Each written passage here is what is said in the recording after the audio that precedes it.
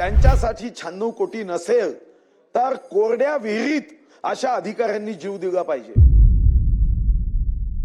तुटक्या फुटक्या माडाच्या घरात असणाऱ्या लोकांसाठी 96 कोटी नाही, पण मुंबईमध्ये असणाऱ्यांसाठी 11 लक्ष कोटी राज्य सरकारकडे आहे। गोष्ट संपेल पण तुमचा निधी येत नाही।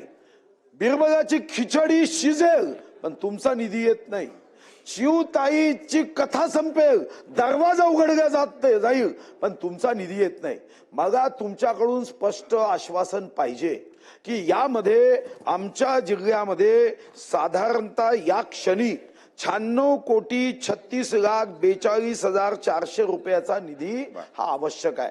भारत माता माझी आई डोकं ठेवायला जागा नाही म्हणून तुटक्या फुटक्या माडाच्या घरात असणाऱ्या लोकांसाठी 96 कोटी नाही, पण मुंबईमध्ये असणाऱ्यांसाठी 11 लक्ष कोटी राज्य सरकारकडे आहे।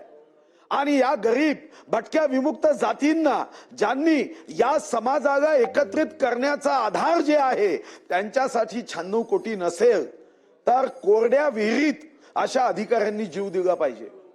तुम्हाला माझं स्पष्ट यामधलं उत्तर हवाय की 96 कोटी 36,42,400 हे तुम्ही किती दिवसामध्ये चंद्रपूर जिल्ह्यातल्या या सर्व घरकुल योजनेमध्ये असणाऱ्या घरांना साधारणतः तुम्ही आमच्या 15,058 घरं मंजूर आहे। यवतमाळ जिल्ह्यात तुम्ही 52,816 घरं मंजूर केली। तुम्ही बीड मध्ये 27,281 घरं मंजूर केली। जालन्यामध्ये 14,867 घरं मंजूर केली। पण ही मंजूर केल्यानंतर जर याला निधी दिला जात नसेल तर अध्यक्ष महाराज रेती दिल्या जात नाही, तुम्ही निधी देत नाही, तर त्यांनी करायचं काय? म्हणून तुम्ही आता उत्तरामध्ये सचिव कक्ष अधिकारी ज्यांचा 1 तारखेला योग्य वेळी पगार होतो त्यांनी लिहून दिलेलं उत्तर देऊ नका।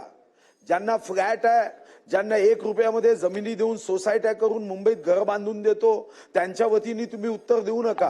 तुम्ही खरे ओबीसी नेते असाल तर तुम्ही भटक्या विमुक्त जातीला न्याय दिला पाहिजे आणि भटक्या विमुक्त जातीला न्याय देण्यासाठी आम्ही अपेक्षा एवढीच आहे की चंद्रपूर जिल्ह्यामध्ये हे घरकुल जे मंजूर केले तेही बदलण्याचा प्रयत्न सुरू झाला।